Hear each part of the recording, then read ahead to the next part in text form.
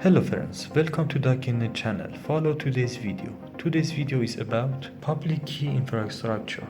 Public key infrastructure (PKI) is usually defined as a set of standards and systems whose main purpose is to verify and authenticate the validity of each party involved in a network transaction. Introduction to PKI. PKI is a security architecture that provides a higher level of confidence for exchanging information over insecure networks. PKI is based on public key cryptography, a technology that was first created to encrypt and decrypt data involving two different types of public and a private key. A user gives a public key to other user and keeping the private key. Data that is encrypted with the public key can be decrypted only with the corresponding private key and vice versa. Next figure illustrates how this works.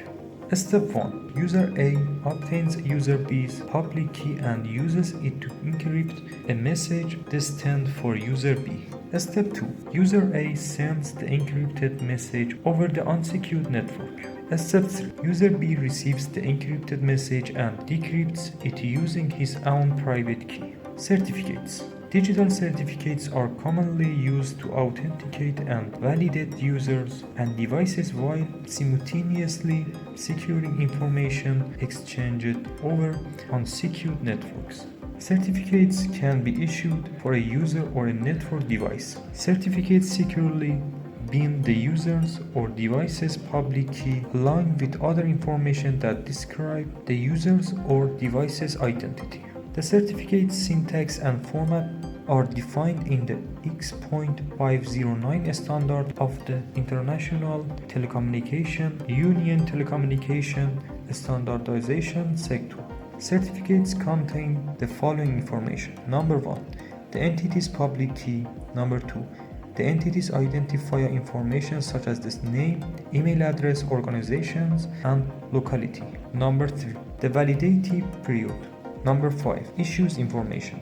Number 6. CRL distribution point. Digital certificates can be used in many implementations such as IPsec and secure circuit layer, secure email using secure multipurpose internet mail extensions, and many others. The same certificate might have different purposes. For example, a user certificate can be used for remote access VPN and accessing application servers. Certificate authority. A CA is a device or entity that can issue a certificate to a user or network device. Before any PKI operations can begin, the CA generates its own public and private key pair and creates a self-signed CA certificate. A fingerprint in the certificate is used by the end entity to authenticate the received CA certificate. The fingerprint is created by the result of hash, MD5 or SHA-1 calculation on the whole CA certificate. The fingerprint value corresponds to the ultimate root certificates in cases in which multiple levels of CA exist, and keep in mind that SHA-1 is more secure than MD5. CA can be configured in a hierarchy as illustrated in next figure. The CA at the top of a certificate hierarchy is usually referred as the main root CA. In the example in figure, the root CA server has two subordinate CAs, United States and Australia. United States CA server also has two subordinates, New York and Los Angeles. Each CA server grants or denies certificate enrollment requests from its corresponding user and network devices. A user or network device chooses the certificate issue as a trusted root authority by accepting the issue's CA self-signed certificate containing the issue's public key. The certificate information from all trusted CAs within the hierarchy is often referred to as the certificate chain of trust. The Cisco ASA has a local CA that integrates basic certificate deployment, providing revocation checking of issued certificate. Local CA user enrollment is supported by browser web page login. Several PKI implementations also include the use of registration authorities. An RA acts as an interface between the client and the CA server. An RA verifies and identifies all certificates requests and requests the CA to issue them. RAs can be configured within the same CA server or in a separate system. A certificate is valid only for the period of time specified by the issuing CA. After a certificate expires, a new certificate must be requested. You can also revoke user and device certificate. Inventory of serial numbers of revoked certificates is maintained on a certificate revocation list. Certificate revocation list. When you revoke a certificate, the CA published the serial number of the revoked certificate to the CRL. This CRL can be maintained on the same CA or a separate system.